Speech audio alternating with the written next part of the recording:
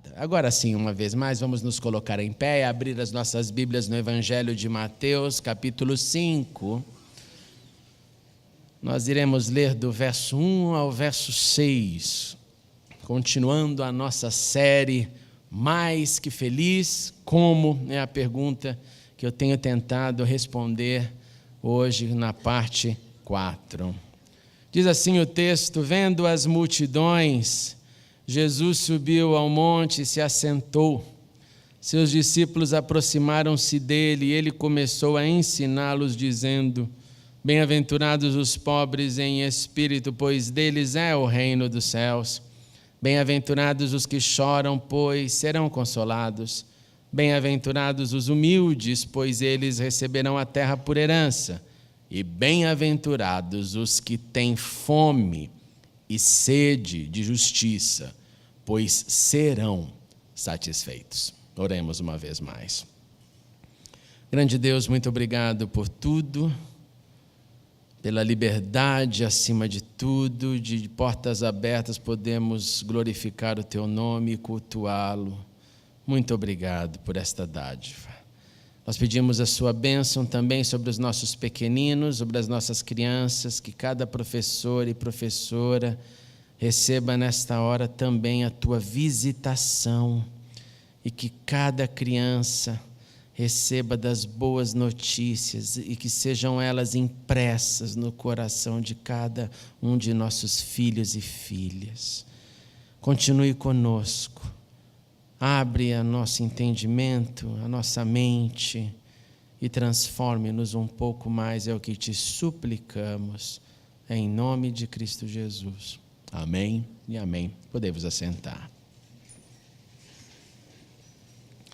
Jesus continua o seu sermão sobre os mais que felizes e no último verso que lemos ele inclui uma outra categoria, como já é esperado nessa nossa leitura e estudo. Usando como ilustração em seu sermão duas necessidades básicas da sobrevivência humana, representada aqui na fome e na sede, a demanda experimentada por todos nós, todos os dias, a nossa necessidade de alimento e de água, o mestre, utilizando destas duas palavras, que trazem com elas imagens, prossegue a sua mensagem, nada mais, nada menos do que uma mensagem revolucionária. Como eu tenho dito, ao contrário do que faríamos se tivéssemos que identificar o status da felicidade, onde atribuiríamos o sucesso às conquistas como razões para a experiência da felicidade, Jesus nos encoraja a olhar para o próximo. Jesus não dá a mão para nós dizendo, sim, é isso mesmo, mas que feliz é aquele que planta e que colhe para si próprio. Jesus não dá um grito conosco dizendo, sim, aquele que foi forte, que acordou cedo, aquele que conquistou, aquele que sonhou e realizou, este é o mais que feliz. Não. Jesus nos encoraja a olhar para o próximo e não só isso. O Senhor nos aproxima do outro para que as bem-aventuranças sejam manifestadas. E nesta bem-aventurança ele utiliza de palavras conhecidas não só no nosso dia a dia, não só conhecidas na nossa necessidade, como disse, de comer e beber, mas ele também utiliza de palavras conhecidas no discurso bíblico.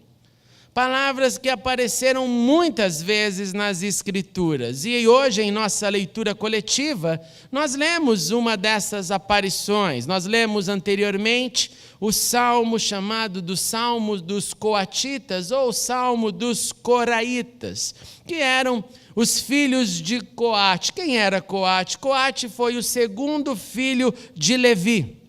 Levi, o pai da tribo chamada e separada para o serviço sacerdotal. E nesse salmo que lemos, nós vemos essa expressão manifestada da sede, não de água, mas sede de Deus, como quem tem sede de água, por estar se sentindo seco, desidratado E aí vem a figura, a imagem, como a corça anseia por águas correntes.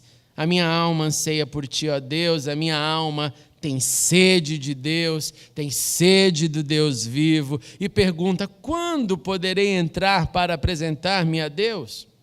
Não são só os coraitas ou coatitas que fazem esta pergunta na Bíblia. Num outro contexto, Davi está em fuga. E em fuga, sentindo toda a pressão do que ele enfrentava, ele grita: ó Deus, tu és meu Deus, eu te busco intensamente, a minha alma tem sede de ti, todo o meu ser anseia por ti.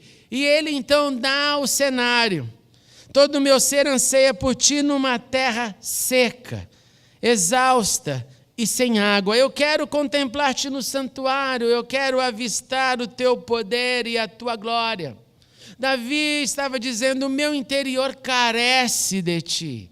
E a aridez da geografia que eu me encontro nesse momento de fuga piora ou deteriora a minha situação. Logo, nesses dois exemplos iniciais, nós percebemos que, primeiro, sede de Deus é comparada no discurso bíblico com a sede de água. Segundo, sede de Deus, de águas tranquilas, é manifestada no clamor aflito de quem foge. E não só de Davi, não só dos coraitas ou coatitas, mas em muitas outras expressões bíblicas, onde olham para Deus, onde olharam para Deus e disseram: Senhor, eu preciso de ti. Olharam para a região, perceberam a aridez, compararam a aridez ao seu estado emocional, onde perceberam a necessidade de água e fizeram disso um paralelo, deixando claro a sede por Deus. Já em Provérbios, uma outra base pode ser identificada para o entendimento dessa bem-aventurança. O escritor diz: se teu inimigo tiver fome, dele de comer; se tiver sede, dele de beber. Aqui não é metáfora para a linguagem da alma, não é ilustração para o interior. Aqui, fome e sede física devem ser saciadas, até mesmo se o recipiente, se o indivíduo for um daqueles que recebem o rótulo de meu ou seu inimigo. Esse trecho é tão sério que ele reaparece depois nas palavras do apóstolo Paulo, quando este escreveu aos Romanos a sua carta, e ele repete exatamente: olha, se o seu inimigo tiver fome, dele de comer; se tiver sede, dele de beber. Fazendo isso, você amontoará brasas vivas sobre a cabeça dele. Agora, por que esse texto também trazia em si a possibilidade real de um castigo do mundo antigo, brasas sobre a cabeça como ato punitório? Paulo completa: não estou falando aqui de vingança, não estou falando aqui de brasas reais, não estou falando de prática das consequências dos conflitos militares. Ele adiciona então: não se deixem vencer pelo mal, mas vençam o mal com o bem. Então ele está deixando claro que a fome e a sede são físicas, não fome e sede espirituais, mas fome e sede de quem necessita. Que a fome e sede, as necessidades básicas de sobrevivência dos indivíduos, eu repito, mesmo dos que rotulamos como inimigos, que sejam elas socorridas. O profeta Amós também contribuiu para o entendimento da fome e da sede. O profeta, que era criador de ovelhas numa cidade chamada Tecoa, cidade situada a uns 10 quilômetros ao sul de Belém, menciona uma fome e uma sede específica. Vai adicionando mais material nestas duas palavras. E no seu discurso profético, ele, como boca do Senhor, disse: estão chegando os dias, declara o Senhor, o soberano, em que enviarei fome a toda esta terra. Não fome de comida nem sede de água, mas fome e sede de ouvir as palavras do Senhor. Fome e sede de ouvir as palavras do Senhor. Você tem 1 minuto para compartilhar com quem está do seu lado. Quando você mais sente fome e sede das palavras do Senhor? Pergunta, por favor. Fique à vontade, pode fazer um barulho santo com tranquilidade. Quando você sente mais fome e sede de ouvir as palavras do Senhor? Quando? Bota a cabeça para pensar, tenta responder isso de alguma forma.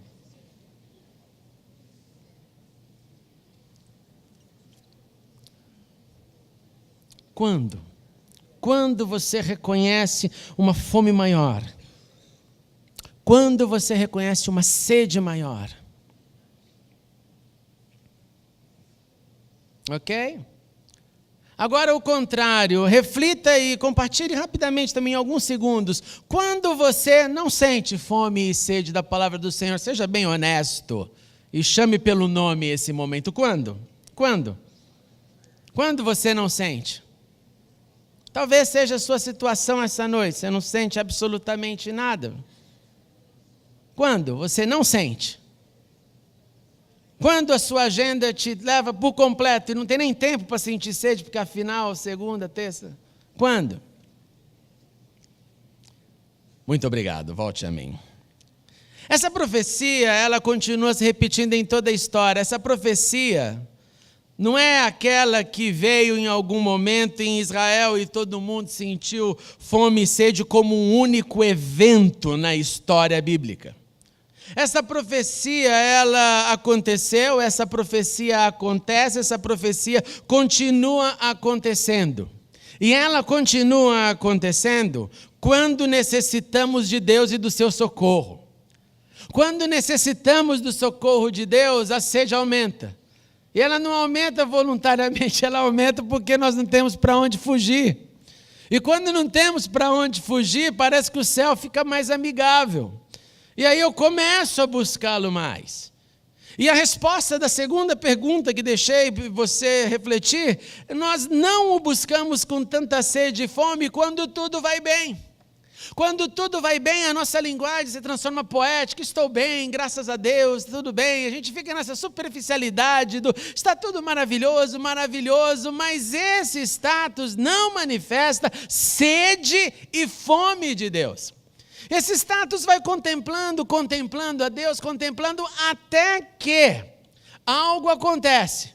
E aí, de novo, a profecia se torna realidade. Voltamos para o Senhor. Ô Senhor, tem misericórdia. Estava tudo tão bem, só pode ser o inimigo que agora me atacou. Estava uma maravilha. Olha o que aconteceu aqui. Aí geralmente acontece mais de um evento, não é assim que a gente diz? Olha, estava maravilhosamente bem, mas veio 1, veio 2, veio 3. Tudo está acontecendo, costumamos dizer, ao mesmo tempo.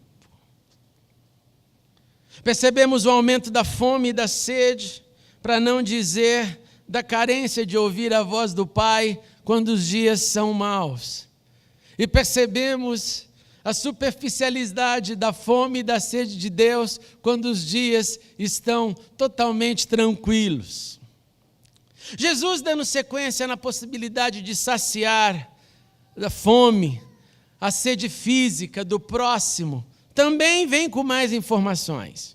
Ele disse: eu tive fome e vocês não me deram de comer. Eu tive sede e nada me deram para beber. Jesus estava encorajando os seus ouvintes, o que inclui a minha vida e a sua, a prestar atenção nas necessidades que baterem à nossa porta, para que possamos responder também com o físico necessário. Mas atente-se, Jesus não se limitou a tratar a fome e a sede como necessidades físicas somente. Jesus não é aquele que, infelizmente, em um momento histórico da teologia, tentaram somente dizer que Jesus estava preocupado só com as necessidades de pão e sabão. Jesus utilizou também da imagem para exemplificar fome e sede das nossas almas. Não é só um nem o outro, não é só físico nem só espírito, é os dois. E Jesus declarou: eu sou o pão da vida. Aquele que vem a mim nunca terá fome. Aquele que crê em mim nunca terá sede. Portanto, fome e sede podem ser entendidas como, número 1, um clamor da alma, uma necessidade física que devemos estar atentos para atender, mesmo que o necessitado seja identificado e rotulado como inimigo. Se você não estiver entendendo isso, se justificando, eu não tenho inimigos, eu garanto que você tem. Em algum momento eles aparecem. Em alguns momentos, pessoas em que eu não quero fazer nada contra, mas também não quero mover uma palha a favor, eles sempre estão presentes.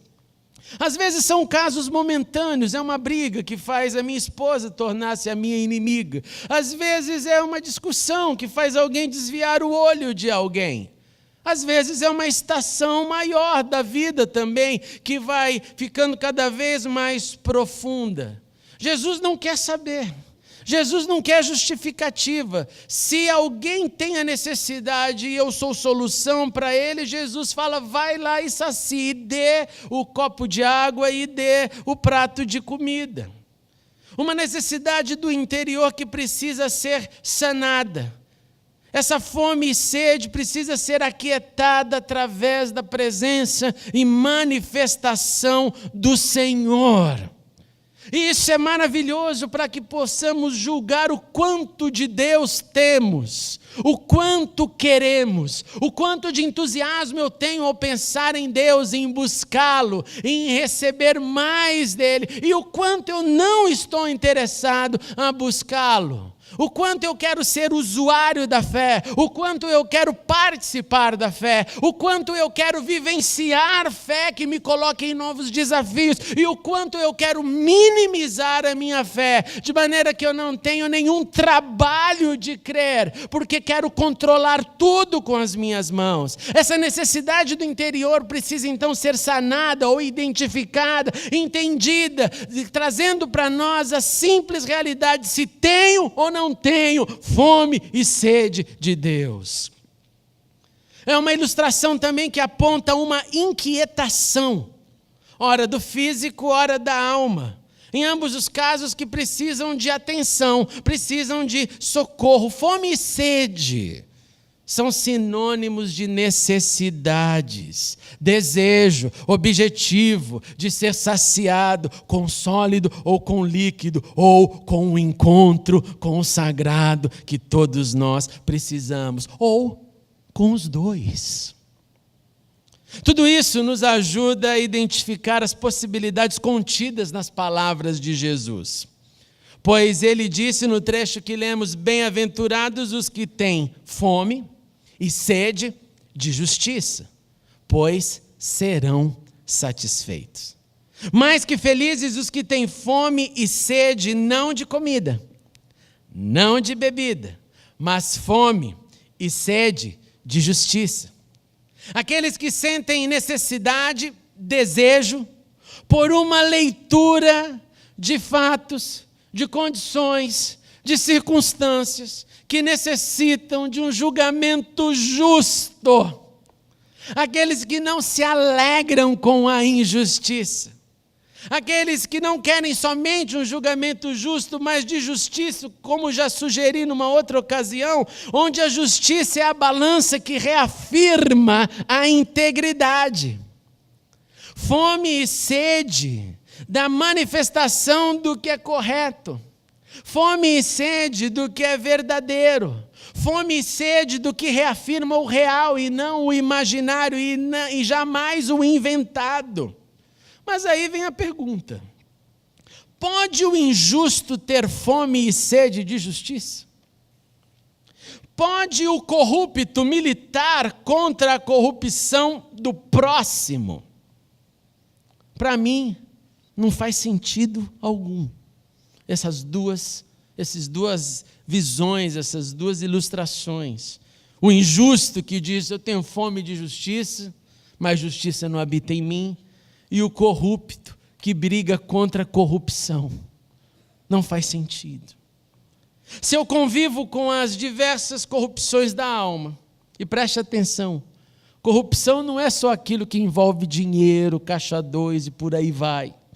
Eu posso ter uma alma completamente corrompida, um interior completamente cheio de todos os pensamentos e ações e manifestações diretas de injustiça. Eu posso tramar na minha mente injustiça sem nunca ter roubado um tostão de alguém. Eu posso destruir sentimentos, corações, não pela posse do que não é meu, mas pelo afligir da emoção de alguém. Se eu prefiro, então, o esquivamento, eu vou me esquivar da fome, da sede, daqueles que me cercam, eu estou também me tornando um ser corrupto. Corrupto na necessidade, na convocação, no chamado que Jesus disse: se ele tiver fome ou sede, vai lá. Se ele tiver fome ou sede, levante a mão, seja você a resposta. Então, se eu me escondo num esquivamento, eu estou deixando algo corromper a palavra de Cristo que deveria habitar e ser praticada em mim. E isso tudo pode gerar o meu julgamento, já que então fulano tem as suas debilidades físicas, mentais, espirituais, as suas ideias, eu não quero ter esse envolvimento com ele ou com ela, porque a minha justiça não permite. E se assim eu faço, e se assim eu vivo, não acho que podemos conspirar pela justiça. Não acho que, se eu não aprendi a dar nem um copo d'água, eu posso reclamar daquele que dá a água, mesmo que dê a água de uma maneira não tão complexa e eficiente. Ou ainda, quando fica evidente que não aprendemos a lidar nem com fome física, nem com sede física, nem com fome e sede da presença de Deus, que é o que nutre fome e sede de justiça. Se eu estou nesse quadro de que não entendi que a minha manifestação diante da justiça é resultado da manifestação de Deus em mim, eu não posso conspirar, eu não posso militar, porque a conspiração ou a militância vai ser resultado de falsidade. Agora, se eu desenvolvo essa fome, se eu desenvolvo um relacionamento que sai da superficialidade com Deus, aí, consequentemente, a fome e sede de justiça vai ser um eco da verdade que habita em mim. Vai ser o desejo natural da justiça dele em mim. Bem-aventurado, então, o que tem fome e sede de justiça, e este mais que feliz. Nos diz respeito de alguém que recebeu misericórdia e não o juízo. Ele recebeu a absolvição e não a condenação. E uma vez que ele tornou-se recipiente desse favor imerecido, tornou-se também mais sedento de Deus. Eu recebo mais de Deus, eu refletirei mais dele. Mais do seu amor em mim, mais do seu amor que vem de mim para você. Mais do seu toque no meu coração, mais do meu toque na sua vida, mais do consolo dele na minha caminhada, na minha jornada, mais do meu consolo você poderá contar. Mais da direção de Cristo em mim através do Espírito, melhores conselhos eu poderei compartilhar com você. Mais do seu poder em mim, maior o poder dele através de mim, tocando a sua vida. Mais da sua transformação em nós, e o que nos faz assim mais parecidos com o que ele quer e não com o que eu prefiro ser, porque dá trabalho ser transformado. Fome e sede de justiça, escute isso, meu irmão e minha irmã. Fome e sede de justiça não deve nos fazer justiceiros de Deus. Fome e sede de justiça não te dá autoridade para executar justiça. Fome e sede de justiça deve nos fazer compreender através da fé que justo é Deus. Mesmo quando nós não entendemos, mesmo quando nós não aceitamos o que Ele permite acontecer. E esta fome, e esta sede, Jesus responde, será saciada. Bem-aventurados os que têm fome e sede de justiça, pois serão satisfeitos. E a última pergunta que aparece é: quando? Quando eu serei satisfeito?